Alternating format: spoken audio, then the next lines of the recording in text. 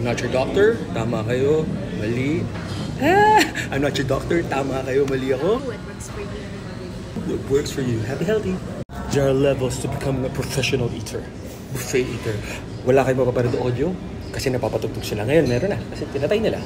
Ngayon may audio na. Ang gulo ko. Gusto na. So, naka 22,000 calorie challenge kami. Sa akin, 19,000. Kay Mahal, 3,000. Bondat na ako. 185 pounds na ako. Huwag nyo kaming tularan. Professional buffet eater to. Professional faster to. Kaya ko mag-fasting na 4 days na water fast lang. Kaya ko mag-fasting na 2 days na walang tubig.